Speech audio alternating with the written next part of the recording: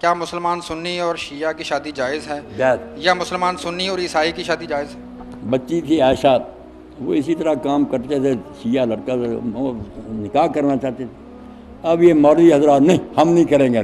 میرے دوست سے ملک احسان اور سارے انہوں نے کہا چھوڑو ان کو یار، ہمارے پاس آ گئے مولانا اسحاق صاحب مجھے انہوں نے کہا، میں نے کہا چلو میں نکاح پڑھ، میں نے نکاح پڑھا، اپنے رشتے میں اس کا اندراج کیا، اپنے گھر میں خوشی سے رہ رہا۔ کتنی شیعہ لڑکیاں سنیوں سے ہوا ان کا نکاح، کیوں نہیں نکاح جائے؟ اور عیسائی نشان ایسا شیعہ جس کا شیعہ ہونا بھی آسمان کے سورج کی طرح، اور بہت کٹ، ہر ساور اس کا نام تھا، حدیث کی کتابوں میں ذکر ہے۔ مرنے کے وقت اس نے کہا کہ میرا جنازہ کوفہ کا گورنر صحابی رسول عبداللہ خطی یہ پڑھائے، مجھے یہ دفن کرے۔ اور سب کچھ جانتے ہوئے کہ حارث اتنا ظالم شیعہ، معمولی نہیں، ضدی۔ حضرت عبداللہ نے اس کا جنازہ پڑھایا، لحد میں اتارنے کے بعد خود بیٹھے اور پانٹی کی طرف اس کی چارپائی رکھی، ادھر سے اٹھا کر لوگ لائے، اور آپ نے بعد میں بتایا کہ سنت یہی ہے کہ قبلہ کی طرف رکھ کر نہ رکھا کرو، پانٹی کی طرف جنازہ رکھو، وہاں سے لوگ اس طرح اٹھا کر لیتے ہیں۔ تو صحابی نے یہ نہ کہا کہ حارث کا جنازہ پڑھاؤ، معمولی شیعہ بھی نہیں اتنا۔ تو ان ظالموں نے اپنی طرف سے گالی باتیں، توبہ توبہ، کوئی بات نہیں۔ مشرق سے مغرب تک جو دو باتیں کہتا نا، لا الہ الا اللہ محمد رسول اللہ، اس کے بعد جو چاہے کرتا رہے، ہم حضرت ابوبکر عمر کو مانتے پھریں، وہ علی اور اس کی اولاد کو مانتے پھریں، یہ سب بات کی باتیں ہیں۔ جو دین ہے وہ حضور کو ماننے کا نام، یہ مان لیا کہ ختم۔ آگے اپنی تحقیق ہے آپ کی، کوئی کہتا ہے یہ اچھا ہے، کوئی کہتا نہیں برا، اچھا یہ بعد میں آپ پڑھتے پھر، دین نہیں۔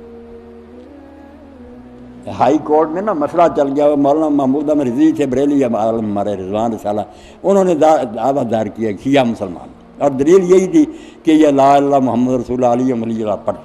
اب شیعہ جو پیش ہوئے علماء ان کے تعینات تھے، انہوں نے کہا جج صاحب ایک ہے اسلام کا کلمہ کہ مسلمان ہونے کے لیے کتنا پڑھنا، وہ لا الہ الا اللہ محمد رسول اللہ، جو پڑھتا ہم اس کا رشتہ دیتے ہیں، لیتے ہیں اس کے جنازے پر، وہ اسلام ہے۔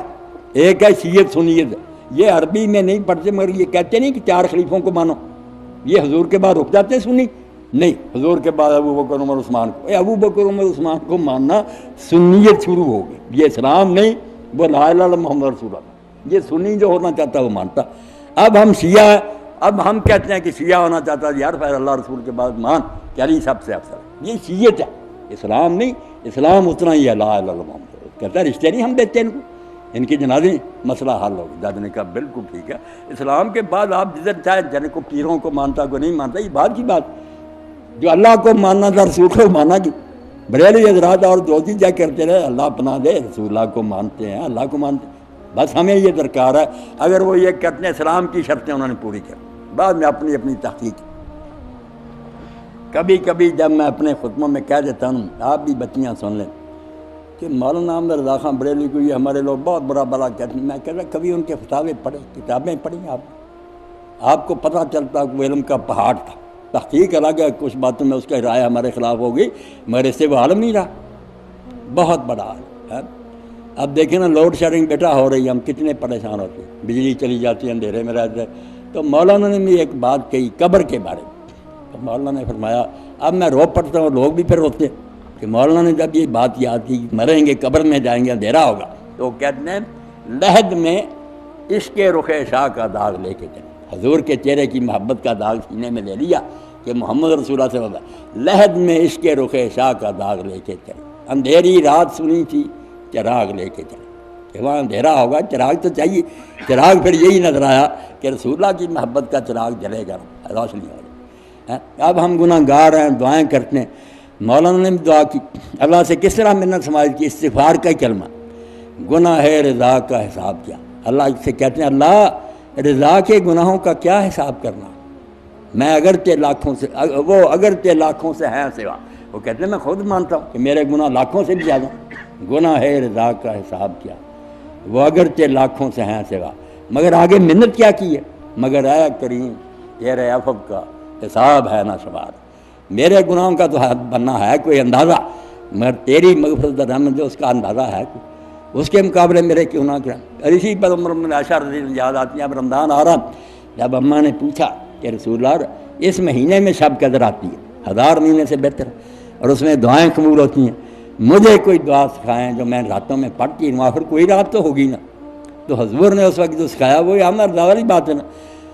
آپ نے فرمایا اللہم انک عفو تحب العفو فاعف عنی. اے اللہ تو بہت معاف کرنے والا ہے اور معاف کرنے کو تو پسند کرتا, تجھے مزہ آتا ہے معاف کر کے, سزا دینے میں تو نہیں جلدی کرتا, تو معاف کرنے والا ہے, معاف کرنے کو پسند کر. فاعف عنی, مجھ گناہ گار کے گناہ بھی معاف کر دینا. کتنی ضرورت کی بات کہ اور نہ مانگو, ان راتوں میں مانگو کہ اگر جرم ہو گئے ہیں, کاغذ سیاہ ہو گئے تو اللہ معاف کر دے. اللہم انک عفو تحب العفو فاعف عنی. میری تو بیٹا عمر گزر گئی, میں اتنا تھا جب ہم ریت کے ٹیلوں پر اپنے گاؤں میں گئے, اس وقت بچوں کو پیچھے کھڑا کر کر نماز پڑھاتا. میرے والدین اللہ ان پر رحمت کرے, اتنے پڑھے لکھے نہیں, ماں بھی نمازی تھی, ابا بھی نمازی تھے, دین تھا میرے اندر آ گیا. اور میں اسکول اور کالج میں بھی جاتا تھا, میرے بستے میں نا کورس کی کتابیں ایک آدھ ہوتی, دینی کتابیں. میں اس وقت پیچھے بیٹھ جاتا, حالانکہ سب اساتذہ جانتے تھے کہ صاحب اتنا قابل کوئی نہیں, وظیفہ ہی وظیفہ ہر امتحان, پیچھے بیٹھنا, دینی کتابیں پڑھنی. کوئی استاد آ گیا دوسری نکال لی, کالج میں جانا, کارڈ جمع کرایا, دینی کتابیں نکلوائیں لائبریری سے.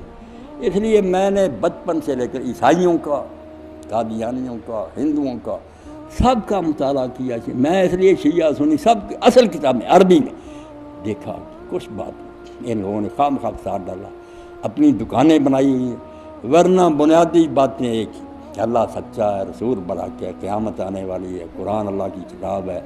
کوئی بات نہیں, چھوٹی چھوٹی باتوں کو نے اتنا پھیلا دیا کہ کافر کا جوتا کھا لو, شیعہ کا نہ, کیا کہ یار اس نے برا کیا, کچھ فائدہ نہیں. یہ ساروں عزت کریں, بریلویوں سے محبت کریں, دیوبندیوں سے, کوئی بات نہیں. تھوڑا بات جو کسی غریب کو ملا وہ اس پر عمل کر رہا, اس پر کیوں نفرت کرنی.